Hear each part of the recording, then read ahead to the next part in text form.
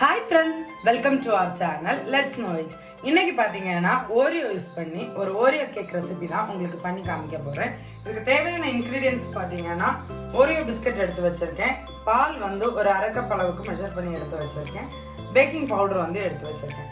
இந்த மூணு இன்கிரிடியன்ட்ஸ் மாத்திரம் தான் நம்மளோட பேசிக்கான ஓரியோ கேக் பண்றதுக்கு நாம வந்து யூஸ் பண்ண போறோம். இப்போ ஒரு மிக்ஸி ஜார்ல இந்த ஓரியோ பிஸ்கட்டை வந்து ஓபன் பண்ணி சேர்த்துக்கலாம். நம்ம வந்து இந்த ஓரியோ பிஸ்கெட்டை எல்லாமே சேர்த்துட்டு பவுடர் பண்ணி எடுத்துக்க போகிறோம்.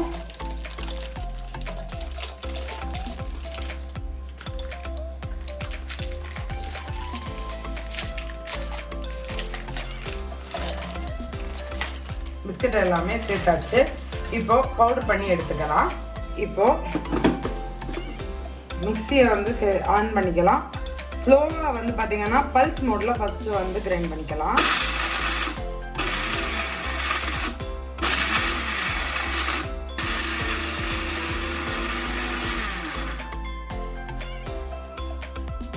பார்த்தீங்கன்னா நல்ல ஒரு ஃபைன் பவுடராக வந்து பவுடர் பண்ணிக்கணும்.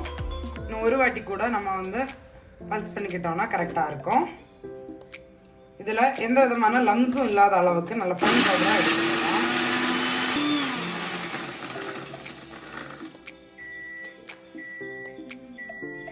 இப்போ பார்த்தீங்கன்னா இதில் நாம் வந்து கொஞ்சம் கொஞ்சமாக வந்து பால் சேர்த்துக்க ஆரம்பிச்சிடலாம். நம்ம எடுத்து வச்சுருக்கோம் இல்லையா பால், அதில் கொஞ்சம் கொஞ்சமாக சேர்த்துட்டு கிரைண்ட் பண்ணிக்கலாம். ஒட்டுமொத்தமாக ஒரேடியாக சேர்க்க வேண்டாம், கொஞ்சம் கொஞ்சமாக பால் சேர்த்துட்டு பல்ஸ் பண்ணி எடுங்க.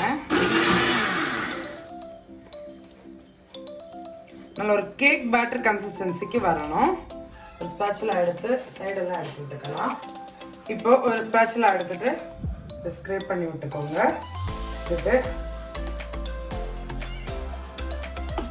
இன்னும் கொஞ்சம் கூட வந்து பால் சேர்த்துக்கலாம்.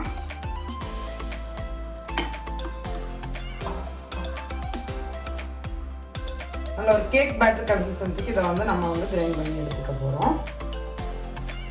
இப்போ பார்த்தீங்கன்னா இந்த பேட்டர் கூடவே ஒரு 1/2 டீஸ்பூன் அளவுக்கு பேக்கிங் பவுடர் சேர்த்துக்கலாம். சேர்த்துட்டு ஒரு வாட்டி பல்ஸ் பண்ணி எடுத்துக்கலாம். ஸோ தட் வந்து பார்த்தீங்கன்னா இந்த பேட்டரோட வந்து இந்த பேக்கிங் பவுடர் நல்லாவே மிக்ஸ் ஆகிடும். ஒரு வாட்டி பண்ணிட்டு ஜஸ்ட் பல்ஸ் மாதிரிலாம் பண்ணிக்கலாம்.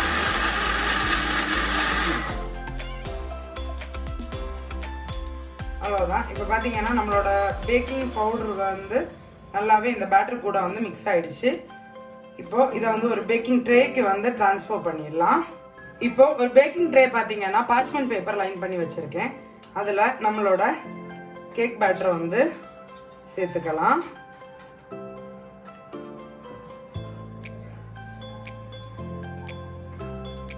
நான் ஓவன் பார்த்தீங்கன்னா ஆல்ரெடி 180 டிகிரி செல்சியஸில் ப்ரீஹீட் பண்ணி வச்சுருக்கேன். ப்ரீஹீட் பண்ணி வச்சுருக்கக்கூடிய ஓவனில் ஒரு 20லேருந்து 25 நிமிஷம் வச்சு பேக் பண்ணிங்கன்னா கரெக்டாக இருக்கும். நான் பார்த்தீங்கன்னா இன்னைக்கு கொஞ்சம் அகலமாக இருக்கக்கூடிய பாத்திரத்தில் பேக் பண்ணுறேன். ஸோ கம்மி டைம் பேக் பண்ணால் போதும். இதுவே நீங்கள் கொஞ்சம் சின்னதாக இருக்கக்கூடிய பாத்திரத்தில் பேக் பண்ணிங்கன்னா டைம் வந்து உங்களுக்கு கொஞ்சம் வேரியேஷன் ஆகும். ஸோ அது உங்கள் ஓவன் டிபெண்ட் பண்ணி நீங்கள் வந்து டைம் அட்ஜஸ்ட்மெண்ட் பண்ணிக்கோங்க. இல்லை நீங்கள் வந்து ஒரு பாத்திரத்தில் இல்லை கடாயில் பேக் பண்ணணும்னு நினச்சிங்கன்னா ஒரு கடாயை ஹீட் பண்ணிவிட்டு கீழே சால்ட் வேணால் சேர்த்துக்கலாம்.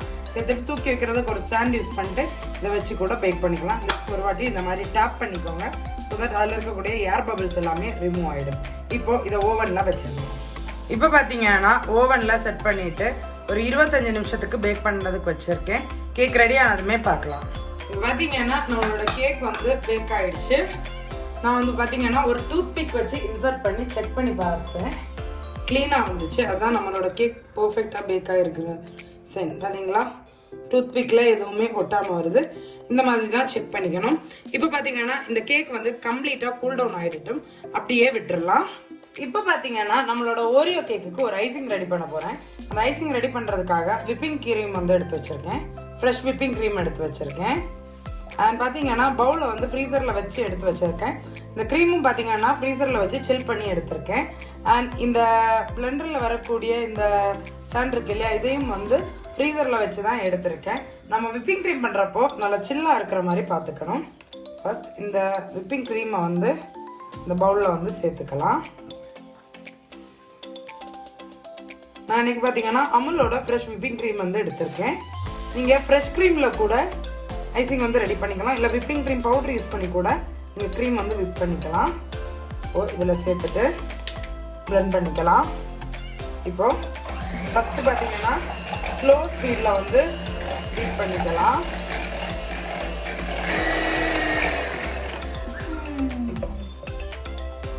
இப்போ பார்த்தீங்கன்னா ஒரு 2 நிமிஷம் போல் விப் பண்ணியிருக்கேன். கொஞ்சம் கொஞ்சமாக விப் ஆக ஆரம்பிச்சிருச்சு. இந்த டைமில் பார்த்தீங்கன்னா நார்மல் ஒயிட் சுகரை இந்த மாதிரி மிக்சியில் சேர்த்து பவுடர் பண்ணி எடுத்து வச்சுருக்கேன்.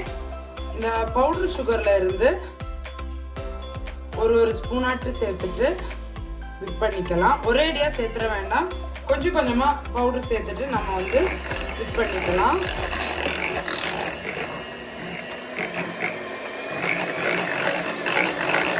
இது நல்லா பிளெண்ட் ஆன உடனேயே அதில் அகைன் அடுத்தது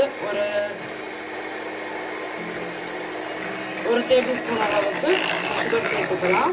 அதில் ஒரு ஸ்டிப் பீஸ் வர்றது வரைக்கும் நல்லா வந்து பீட் பண்ணி எடுத்துக்கலாம்.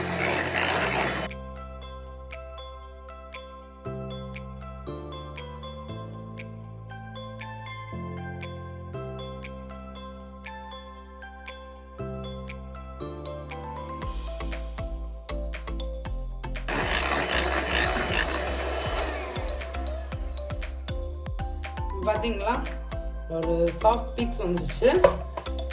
இப்போ இதில் பார்த்தீங்கன்னா நீங்கள் வந்து என்ன ஃப்ளேவர் வேணாலும் சேர்த்துக்கலாம். இது வந்து பார்த்தீங்கன்னா ஒரு பேசிக்கான உங்களுடைய விப்பிங் க்ரீம். இதில் வெனிலா ஃப்ளேவர் வேணா வெனிலா ஃப்ளேவர் சேர்த்துக்கலாம். நான் இன்னைக்கு பார்த்தீங்கன்னா இதில் சாக்லேட் சிரப் வந்து சேர்த்துக்க போகிறேன். ஏன்னா நம்மளோட ஓரியோ கேக்கு ஐசிங் பண்ண போகிறதுனால கொஞ்சம் சாக்லேட்டி ஃப்ளேவரில் இருக்குன்றதுக்காக கொஞ்சமாக நான் வந்து பார்த்தீங்கன்னா சாக்லேட் க்ரீம் வந்து சேர்த்துக்க போகிறேன். அதாவது நான் இன்னைக்கு பார்த்தீங்கன்னா ஹெர்ஷீஸோடைய சாக்லேட் சிரப் தான் இதில் வந்து சேர்த்துட்டு ஒரு சாக்லேட் ஐசிங்காக இதை வந்து பண்ண போகிறேன். இப்போ வந்து பார்த்தீங்கன்னா இதில் ஹெர்ஷீஸோடைய சாக்லேட் சிரப் வந்து சேர்த்துருக்கேன். ரொம்ப எல்லாம் சேர்க்கல, ஒரு 2 டேபிள் ஸ்பூன் அளவுக்கு சாக்லேட் சிரப் வர்ற அளவுக்கு நான் இதில் வந்து சேர்த்துட்டு ஜஸ்ட் ஒரு வாட்டி மிக்ஸ் பண்ணி எடுத்துக்க போகிறேன். அகைன் பார்த்தீங்கன்னா ஜஸ்ட் ஒரு வாட்டி பிளெண்ட் பண்ணிக்கலாம். ஸோ தட் அந்த க்ரீமில் பார்த்தீங்கன்னா ஃபுல்லாக அந்த சாக்லேட்டோட ஃப்ளேவர் வந்து இன்க்ரீஸ் ஆகிடும். உங்களுக்கு இன்னும் எக்ஸ்ட்ரா சாக்லேட்டியாக வேணும்னு நினச்சிங்கன்னா இன்னும் நீங்கள் வந்து சாக்லேட் சிரப் அதிகமாக சேர்த்துக்கலாம். நம்மளோட கேக் நல்ல ஸ்ட்ராங்கான சாக்லேட் ஃப்ளேவரில் இருக்கிறதுனால நான் எனக்கு கம்மியாக தான் சாக்லேட் சிரப் வந்து சேர்த்துருக்கேன்.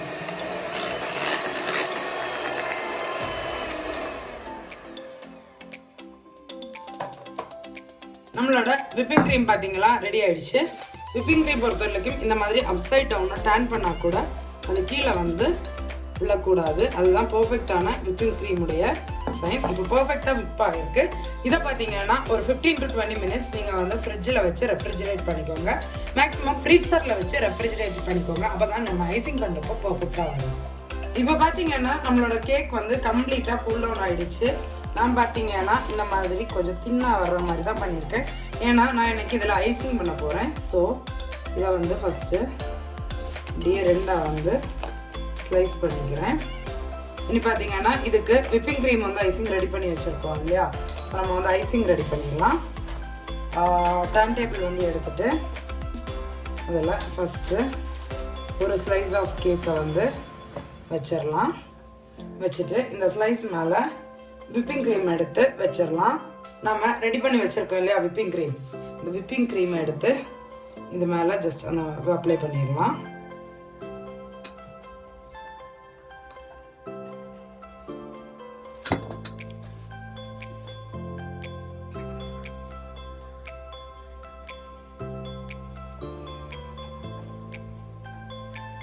ஃபுல் கேக்லேயும் ஸ்ப்ரெட் ஆகிற மாதிரி நம்மளோட ஐசிங்கை வச்சிடலாம். இப்போது இது மேலேயே நம்மளோட செகண்ட் லேயர் ஆஃப் கேக்கையும் ப்ளேஸ் பண்ணிடலாம். ப்ளேஸ் பண்ணிவிட்டு இது மேலே ஃபுல்லாகவுமே நம்ம வந்து விப்பிங் க்ரீம் வச்சு ஒரு க்ரம் கோட் மாதிரி கொடுத்துடலாம்.